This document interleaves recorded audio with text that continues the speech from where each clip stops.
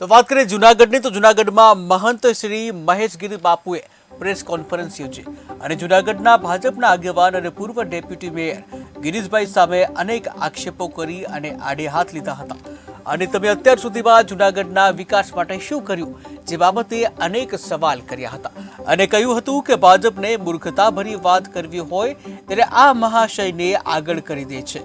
ત્યારે મહંત મહેશગીરી બાપુએ પ્રેસ કોન્ફરન્સમાં કરેલા આક્ષેપોનો ગિરીશભાઈ કોટેચા પણ રાજકોટ ખાતે એક પ્રેસ કોન્ફરન્સમાં વળતો જવાબ આપી મહેશગીરી બાપુ સામે અનેક સવાલો ઊભા કર્યા હતા અને જે ભૂતનાથની જગ્યામાં તેમનો પ્રવેશ તેમજ સાંસદ સભ્ય દરમિયાન ભગવા વસ્ત્રોનો તેજી દઈને પેન્ટ શર્ટ પહેરી પાર્ટીઓમાં જવું અને વહીવટી તંત્રના લોકો સાથે ઝઘડો કરવો જેવા અનેક બાબતોને લઈને મહેશગીરી બાપુ પર ગિરીશભાઈ કોટેચાએ વળતો પ્રહાર કર્યો હતો। આમ હાલ તો એક સંતના દુઃખદ નિધન બાદ જે જગ્યાને લઈને ગાદીનો વાદ વિવાદ ચાલી રહ્યો છે જેમાં અત્યાર સુધીમાં સાધુ સંતો દ્વારા એકબીજા ઉપર આક્ષેપ અને પ્રત્યે આક્ષેપ કરવામાં આવી રહ્યા છે, પરંતુ હવે ઝઘડાઓ એક રાજકીય વ્યક્તિનો પણ ઉમેરો થયો છે ત્યારે આ વિવાદ વધુ વકર્યું હોવાનું જાણવા મળ્યું છે। ત્યારે જોઈએ આ રિપોર્ટમાં કે મહેશગીરી બાપુએ गिरीश कोटेचा विरुद्धમાં શું કહી રહ્યા છે અને गिरीश कोटेचाए महेशगिरी बापू विषे શું કહ્યું સાંભળીએ તેમના શબ્દોમાં। जब कोई मूर्खतापूर्ण बात करनी होती है तो उसको पार्टी आगे कर देती है क्योंकि पढ़ना नहीं चाहती उसमें। અને ઈ ભાઈનું નામ છે गिरीश कोटेचा। વિકાસ ઝીરો ને ગિરિયો હીરો। અલ્યા તું હું છે ભાઈ? તું કઈ શંકરાચાર્ય છે? બે સાધુ શાંત થાઓ, બે સાધુ। અલ્યા તું શંકરાચાર્ય આશીર્વાદ આપવા માંગે છે? તું છે હું? અને મેં પહેલા જ કીધું તું કે રાજકારણ વાળા બધાય આનાથી દૂર રહો। આ જે અમારો મામલો છે અમે જોશું અને પ્રશાસન જોશું। તું છે શું?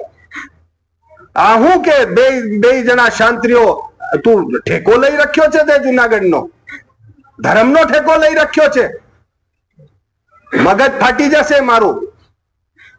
જુનાગઢ બદનામ થઈ રહ્યું છે તો તે હું નામ કમાયું જુનાગઢનું। 2-3 અઠવાડિયા પહેલા તને ખબર છે શું થયું તું ગિરનારમાં? ગિરનારના ઉપર પરિક્રમાના મેળામાં એક 14 થી 16 વર્ષની દીકરી જેને પેશાબ લાગી હતી, એ પેશાબ માટે જગ્યા નહોતી મળતી, આટલા બધા લોકો હતા, કોઈ બાથરૂમ ત્યાં નહોતું, એ છોકરીને જબરદસ્તીથી પેશાબ પોતાના લહેંગામાં કરવો પડ્યો। મારી દીકરીને લહેંગામાં પેશાબ કરવો પડ્યો લોકોના સામે। ત્યારે મારા ગિરનારના ડોળીવાળા, મારા ગિરનારના દુકાનવાળા એ બધા ભેગા થઈને એને આરાશ કરીને એના કપડા બદલાવવા માટે આગે આવ્યા। મારી મગજ ના ફેરવતું એક બાથરૂમ તું બાંધી નહીં શક્યો। આ જુનાગઢનું સત્યાનાશ થયું છે, એમાં સિંહ ફાળો કોનો છે આ જુનાગઢને વિચારવું પડશે। પૂરી શાક વેચીને બંગલા ન બાંધી શકાય। હું આવીને વાતો કરે છે તું? અને આજના મેં આ વિડીયો જોયો એ મારા વિશે બેફામ બોલતો કે તું પૂરી શાક ઓળખતો હતો અને તારી હેસિયત શું છે? ભાઈ મારી હેસિયત મને કુદરતે મારા કુટુંબે અમે શિવ કુટુંબમાં હું જ્યાં પહોંચ્યો જ ને એ મારા કુટુંબની મહેનતથી પહોંચ્યો। આપણા દેશના વડાપ્રધાન ચા વેચતા હતા, આજ વડાપ્રધાન બન્યા તો હું પૂરી શાક વેચતો હતો, બનાવતો હતો અને હું અહીંયા પહોંચ્યો। એની તારે એ વાત કરવાની એની જરૂર તે હું કર્યું છું એનું પહેલાં તો હું કહું કમંડલ કોણ ને અમૃતગીરી બાપુ કે જેને વિશ્વ માનતું એવા એ ગુરુ હતા, એનો આ ચેલો ભાઈ ચેલો ભાઈના પછી અમૃતગીરી બાપુનું કેમ મૃત્યુ થયું પણ ખબર નથી।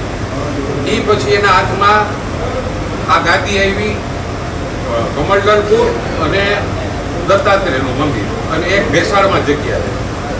એ પછી એ શ્રી રવિશંકરના ટચમાં આવ્યો।